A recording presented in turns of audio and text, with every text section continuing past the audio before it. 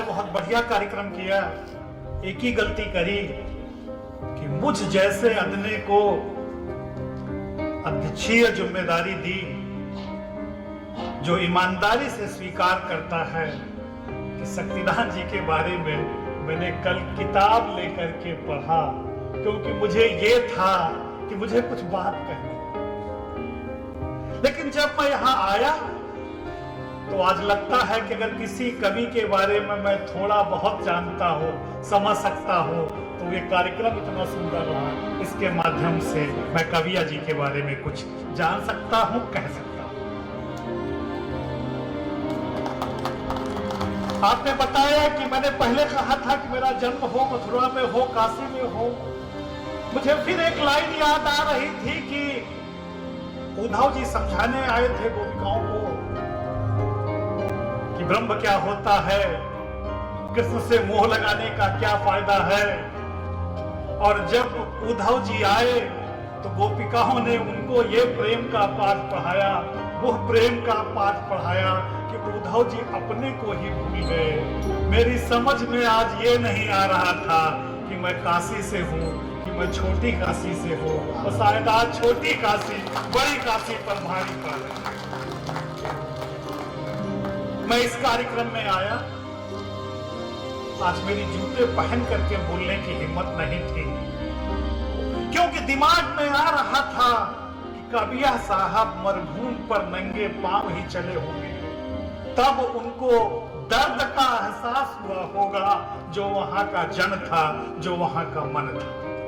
मैं यहां पर आया, मैंने 7 देवियां देखी, काव्या जी का चित्र देखा, उनके अभिन्न मित्र देखे, उनकी सहधर्मी को देखने का अवसर मिल सका, परिवार देखा, 1643 का आंदोलन परखा, ताला लगी पांडुलिपि देखी, उसे खोलने का लखावत जी का प्रयास देखा, डींगल की धार देखी, पिंगल का प्यार देखा, सोडायन रामायण का रिश्ता देखा, ख्वाजा जी की दरगाह से कारगिल की ललकार सुनी, मितभाषी, मृदुभाषी, मरुभाषी, ब्रजभाषी, पर मैं इनसे अलग कहूं कि जनभाषी काव्या जी के कृतित्व की कुछ बूंदें मिली। इस ब्रह्मा की नगरी में शब्द ब्रह्म, अक्षर ब्रह्म, लय ब्रह्म, जो ये लोग बैठे हुए हैं, इनके दर्शन मिले। और जब लोग बोल रहे थे तो ऐसा लगता था कि आज शंकर जी की जटाओं से गंगा जन कल्याण करने के लिए बाहर निकलने को आतुर है। मैं क्या कहूं, त्रिपुट सुना एक सांस में पढ़ा जाता है। कोरोना ने जब कविया जी की सांस को छोटा करने की कोशिश की होगी, तो मुझे लगता था कि उनके मन में आया था, हमने तो हरदम लंबी सांस में त्रिपुट पढ़ा है, छोटी सांस हमें स्वीकार नहीं है, सांस को बंद करना स्वीकार है, लेकिन जो चाणक्य का धर्म है उसके साथ मैं समझौता नहीं करूं। लेकिन अमृतत्व और चाणक्य का रिश्ता है। आज जो हमारी संस्कृति का अमृतत्व है वो चाणक्य की वजह से ही है, नहीं तो हमारी संस्कृति कब की खत्म हो गया होता, हमारा इतिहास कब का खत्म हो गया होगा। हम कर्नल ताज के इतिहास को नहीं जानना चाहते, हम इतिहास तो चारणों का जानना चाहते हैं, काव्या जी का जानना चाहते हैं। क्योंकि जो विदेशियों ने इतिहास लिखा है, किसी ने लिखा था कि क्या करोगे जानकर इतिहास अपने मुल्क का, ये अनुवाद के अनुवाद का अनुवाद है। अगर इतिहास जानना चाहते हो तो चारणों के कंठ को सुनो। चारणों का कंठ समय ने, परिस्थितियों ने, कुछ समय के लिए उनको विष जरूर दिया, पर उन्होंने विष को अपने कंठ से नीचे उतरने नहीं दिया, और नीचे नहीं उतरने दिया तो अमृत के रूप में आज हमारे सामने है, शिव के रूप में आज हमारे सामने है। नहीं तो मुझे पता ही नहीं होता कि हमारा समाज क्या है, हमारे बंधु क्या है, हमारे जन क्या है, हमारी भाषा क्या है। लोग कहते हैं कि चारण खाली शब्दों के तलवार से लड़ते हैं। अरे वो शब्दों की तलवार ही नहीं चलाते हैं, वो संस्कृति को अमरत्व देते हैं, वो जिंदा रखते हैं, वो झूठ नहीं बोलते हैं। कहा था पारिक जी ने कि कान छेदने से दूध निकला, उन्होंने कहा हाँ दूध तो निकला पर रंग लाल था। उन्होंने जो बात कही उस बात में सत्यता है, वो खाली कहानी नहीं है। समय कम है इसलिए मैं दो घटनाएं कह करके बहुत ज्यादा अपनी बातें नहीं रखूंगा कि काव्या जी थे क्या। मैं कल किताब पढ़ रहा था तो मैंने पढ़ा उसमें कि वो सौराष्ट्र में गए और सौराष्ट्र में जो सेमिनार लोग कर रहे थे उनसे उन्होंने कहा कि हमें लीबड़ी गांव जाना है, कुछ वाहन की व्यवस्था करा दो। तो जो ऑर्गेनाइजर थे वो उनके बड़े पक्के शिष्य थे, भूल गए, उन्होंने नाराजगी व्यक्त करी। तो पूछा उन आयोजनकर्ता ने कि आप लीबड़ी क्यों जाना चाहते हो। तो कहे लीबड़ी मैं इसलिए जाना चाहता हूं कि वो शंकर दान जी का स्थान है, जो कविराज शंकर दान जी हैं, जिनसे उन्होंने 7वीं क्लास में जब वो पढ़ते थे, जिनसे छंद संग्रह मंगाया था, जिनका पोस्ट कार्ड लखावत साहब पढ़ रहे थे, जिसमें दिन बुधवार 10 बजे का समय 1952 लिखा हुआ था। और जब 10 साल बाद उनको उस स्थान के करीब जाने का मौका मिला तो आयोजक से कहा कि मुझे खाली वहीं जाना है। तो कहे आयोजक ने पूछा कि आप शंकर दान जी से कभी मिले हैं। वो कहे मैं कभी नहीं मिला शंकर दान जी से। कहे उनके परिवार से मिले, कहे परिवार से भी नहीं मिला। तो कहे अब लीबड़ी में कोई उनके परिवार का नहीं रहता।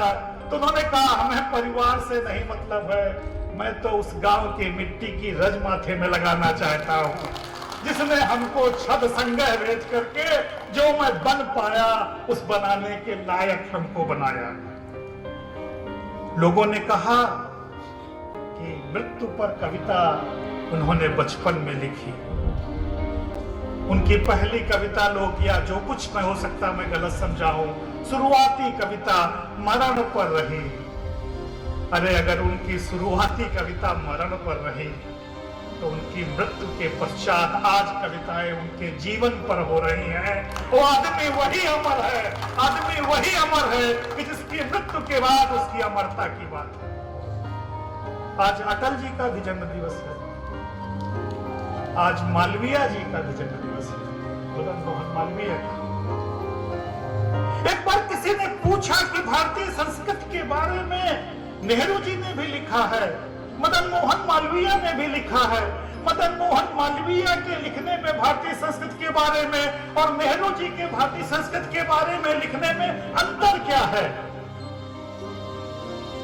तो मालवीय जी का जवाब था कि नेहरू जी ने अंग्रेजी में पढ़ करके भारतीय संस्कृति के बारे में लिखा है और मैंने संस्कृत में पढ़ करके भारतीय संस्कृति के बारे में लिखा है।